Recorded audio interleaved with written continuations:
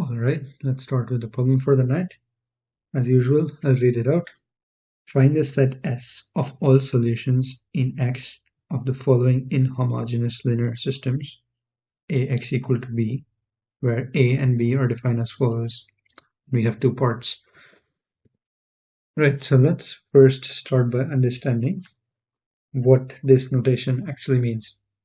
So assume I had a system of equations, something like 2x 1 plus 3x2 equal to 5 and 4x1 plus 6x2, no sorry, let's make this 7, equal to 11.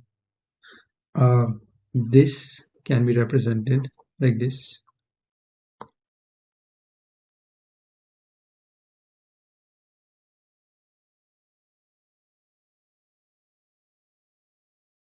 So given any system of linear equations, it can be translated into a matrix representation like this.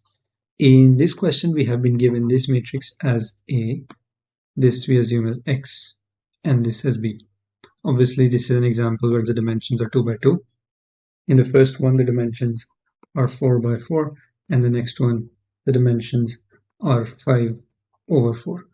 So it really depends, the construction of this depends on the dimensions. So the number of variables, so x1, x2, x3, x4, so on, and the number of equations that are actually participating in this system. So here we just have a system of two equations in two variables. So I'll write this down. Two equations, two variables. This is a system, right? Now, once we've established what this representation actually means, let's now talk about the second thing, row operations. Right, so, look at this system. Something you'll notice is that I can do something like 2x1 minus 4x1 plus 3x2 minus 7x2 is equal to 5 minus 11. And this entire thing will come out to be minus 2x1 minus 4x2 minus 6 is equal to minus 6. This is valid, right? This equation still holds true because this is algebraically valid. If we subtract the same thing from both sides, then that shouldn't change the equation. Notice how this is equal, so like this is equal to this, and this is equal to this. So if you're removing the same thing from both sides, it should still be valid. So the reason I'm explaining this is you can do something like 2, 3, 4, 7, x1, x2, and 11 over 5. So in this case, we just interchange the sequence because that makes no difference. And we can also do something like this that we just did here. So this will be represented as R1 was replaced with R2. That is, the first row was replaced with the second row. We just interchange them from here.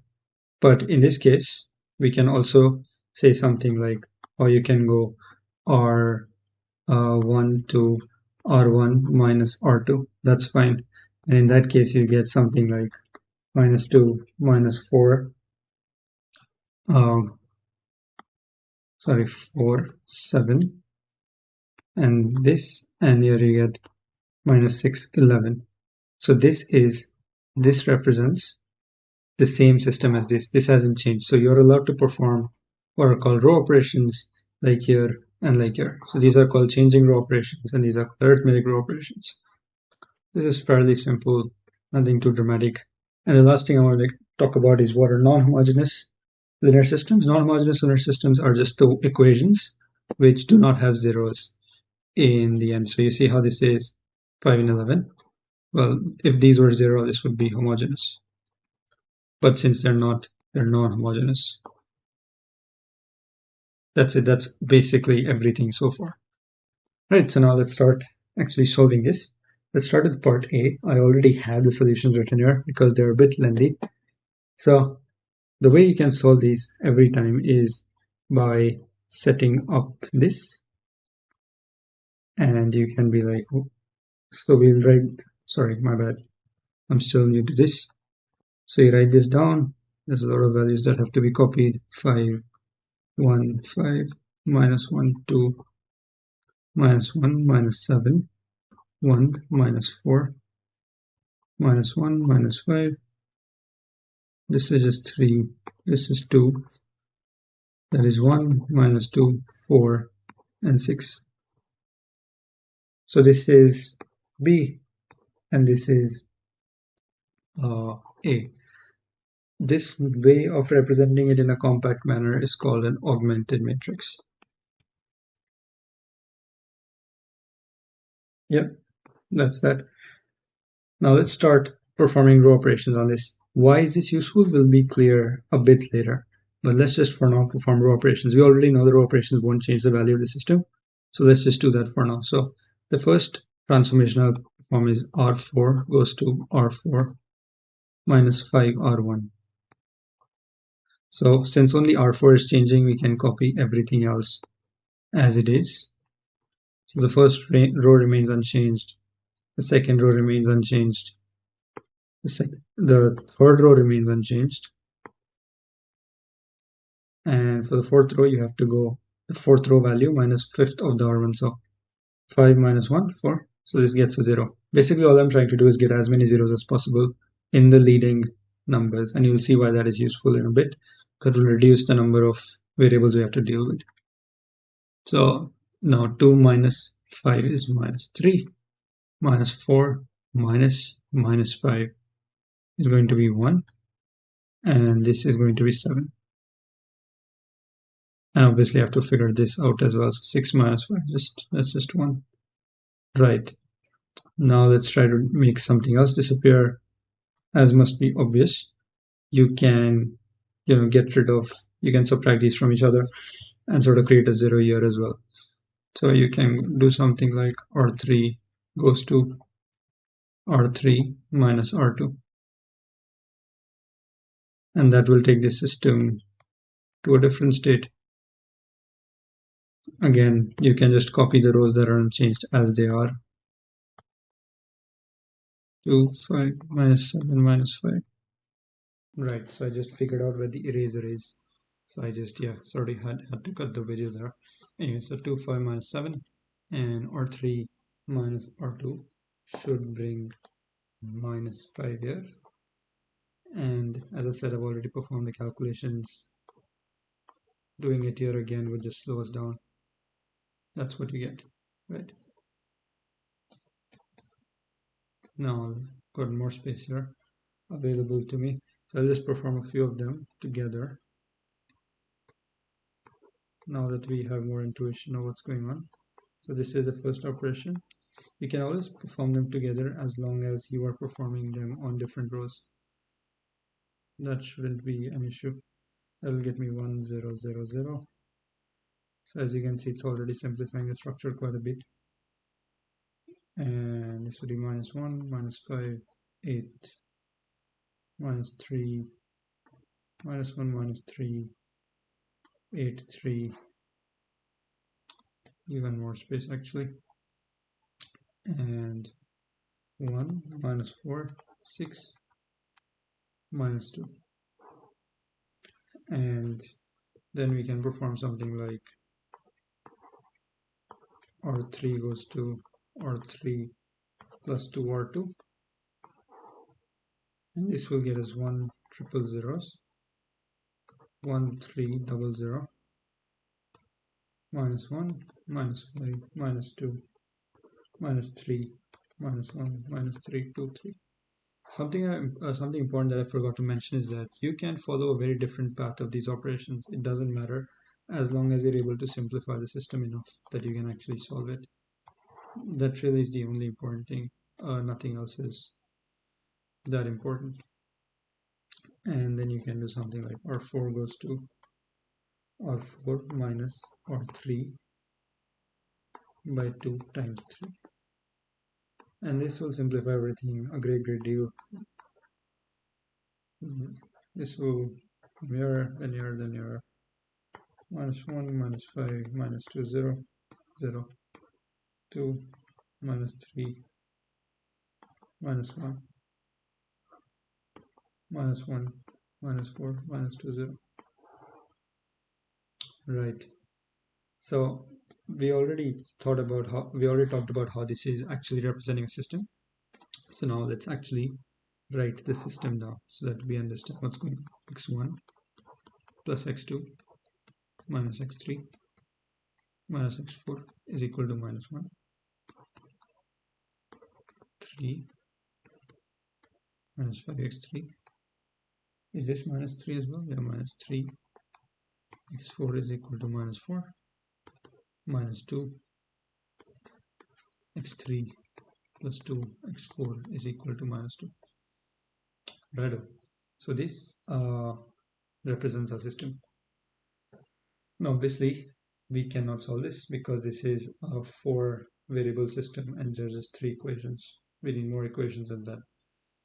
But what we can do is represent all of this in the value of just one element or 2 elements or 3 elements, however many, the least many necessary. Such a way of proceeding is actually called the parametric form. So let's show how that can happen. So you can say that x4 is equal to a, where a is some real number. Okay, and if you assume this, you immediately know x3 is y, because x3 is just minus 2 a over minus 2. If you transpose all of this and assume x4 is a, this is minus 1 minus a over minus 1, and that is just 1 plus a, if I'm not mistaken. Yes, so x3 is just 1 plus a. So you know x4 is a, and now you know that this x3 is equal to 1 plus a. Using this, you can find x2. Again, this is fairly obvious. So you can again transpose and do something like x2 is equal to minus 4 plus 5x3, which is 1 plus a, and then 3 x4 is a, and you can divide all of this by 3. That's how the transposition should look like. That is minus 4 plus 5 plus 5a plus 3 over 3, which should be 1 plus 8 over 3. So now you even have x2, and from x2 and looking at this equation that we have on top of here, we can get x1. I'll maybe do that here on the right hand side, and if you do that, you get something like x1 is equal to minus 1 minus x2, which is 1 plus 8a 3 minus x3, but you've taken that on the other side, so that's plus x3, and plus x3 is something like 1 plus a, and then plus x4 is just literally a. So you solve that and you get minus 1 minus 8a over 3 plus 1 plus a plus a.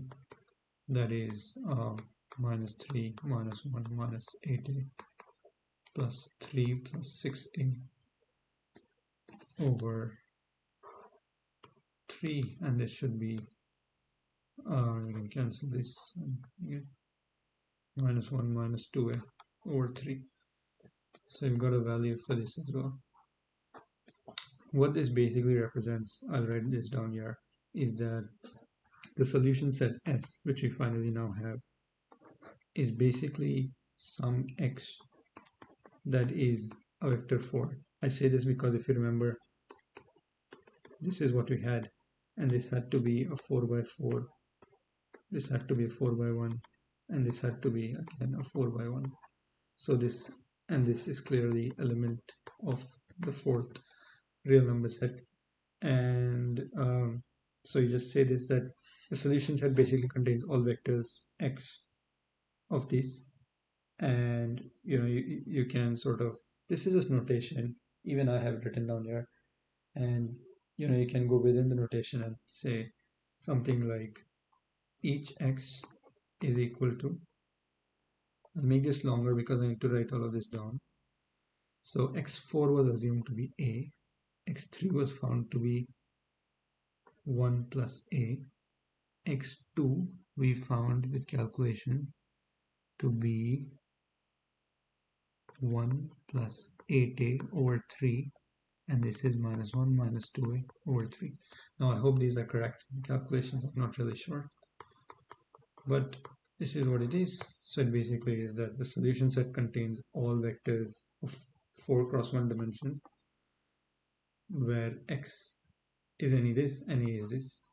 So if this is the solution is of this form, then this non-homogeneous solution does have a solution set.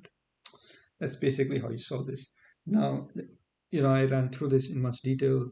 I can run through the second one much faster if you like, and that is something that will help us. So let's look at part B now. That was part A. So part B has a, I think, 4 cross 5 system. Yeah, I think I have it written down here as well. I'll just get it. So yeah, it is right here. 4 cross 5 system. This is 1, 1, 2, minus 1, minus 1, 1, minus 1, 2.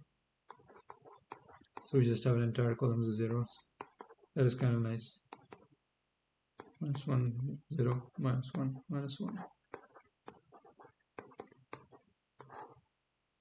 Alright, so some things that I performed a while back when I was doing this myself is I performed these in this order specifically. I will not show what was the consequence of each and every operation. I'll just show what it looks like after a few so that you have a sense of what I was doing. Again, you can do this in whatever order you like. You just need to get it in a form where you have a pyramid. Like you see how there's this pyramid of numbers. Like all these are 0. And there's this pyramid. So if you assume some value here, then you can use that to solve this. If you then know these two, you can do that to solve this. And if you know these three, you can. So you just need to get a pyramid.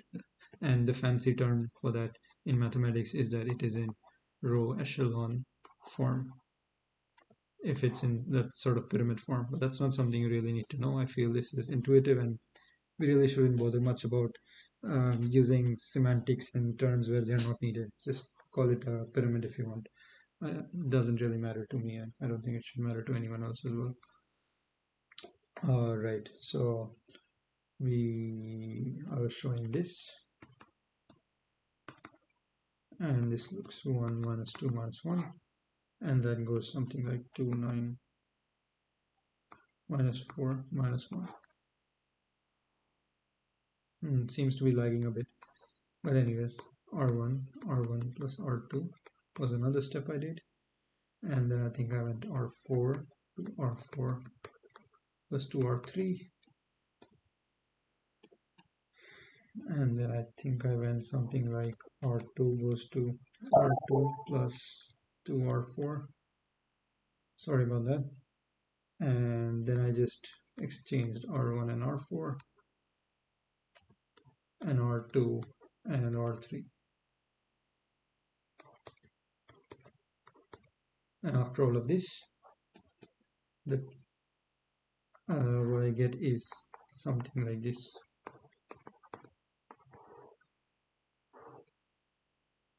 0, 0, 0, 0, 0, 0, 0.